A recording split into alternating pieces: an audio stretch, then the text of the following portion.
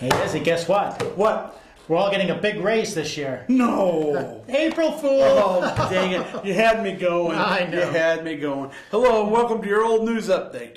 I'm Izzy Fitz. And I'm Bud Driscoll. Topping the headlines from yesteryear. Oh, we'll move back to April 2nd, 1986. Ticket sales have been slow to date for the concert by Three Dog Night, scheduled for 8 p.m. Jeremiah was a bullfrog. Was a good friend of mine. You're like Three Dog After Hours. Yeah, I should keep my day job. I think so. All right. Well, move on then. Move on.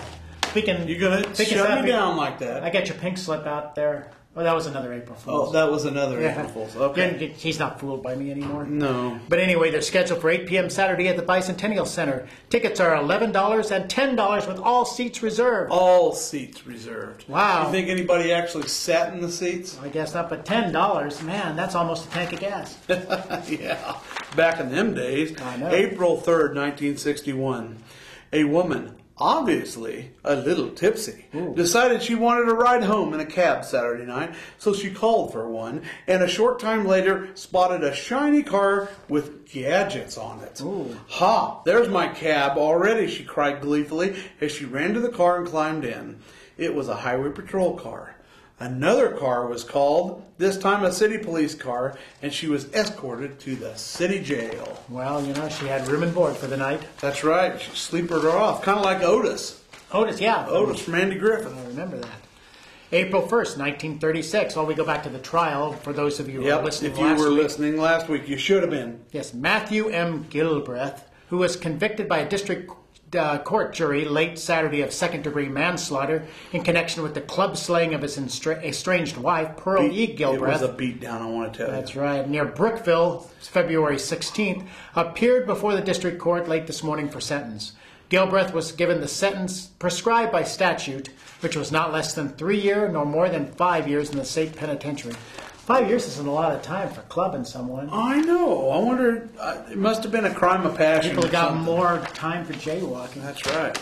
March 30th, 1911. The Salina High School has developed into a style center for the latest in haircuts. And there was excitement among the members of the junior and sophomore classes as school was convened this morning. And 3 of the brightest boys in the school marched into their rooms with the most unusual looking haircuts. The superintendent, principal, and teachers became angry as well as amused. And the 3 mischievous boys, one of whom was the son of a member of the school board, were sent home and did not return to school. The boys were Harold Neptune, Forrest Ritter, and Will Friend. The Neptune boy had a large U-shaped haircut right in the middle of his head, with a small bunch of bangs hanging down over his eyes. The Ritter boy had several small circles cut in the top of his head, which made him look very funny. Be very normal these days, wouldn't it? Will Friend had all of his hair cut off except for a small patch directly in front, which was parted in the middle. Well, see, he could be the innovator of a future mohawk. That's right. This is the only haircut you need, folks. That's all you need. That's right. It's a farmer's tan. That's right.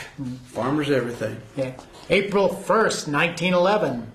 A farm team belonging to W.T. Montgomery, who lives 12 miles east of Salina, ran away on South Street today after running west several blocks and were stopped by James DePriest. Not a priest, but James DePriest. Well, aided by a big maple tree. Yeah. In the wagon were Mr. and Mrs. Montgomery and a large box of eggs. Oh. Don't ask me where they were taking those I don't eggs. know. Mrs. Montgomery was thrown backwards out of the seat and her back strained, and Mr. Montgomery was kicked in the knee. The box of eggs came through without a scratch. Without a scratch. You know, you have to say that. Okay, we'd like to thank you for joining us today, and we want to just have a nice shout out and a nice kudo to the Smoky Hill Museum, the sponsors of yesteryears, and go see their new exhibit, To the Nines. Thanks for sponsoring us. Yes, To the Nines, a overview of fashion in the last 100 years. Now, that'll be running now through August 7th. And the Smoky Hill Museum hours are 2 to 5, Tuesday through Friday, Saturday 10 to 5, and Sunday 1 to 5. And best of all, admission is free. Doesn't cost you diddly. No, it doesn't. What do you think they'd think of our fashion? I think we'd be out the back door real fast. You think? Yeah, I don't think they'll be putting up your fashion 100 years from now. Read more about the way things used to be in the look back section of Monday's Salina Journal. That's right. You have a good day, and see you yesterday.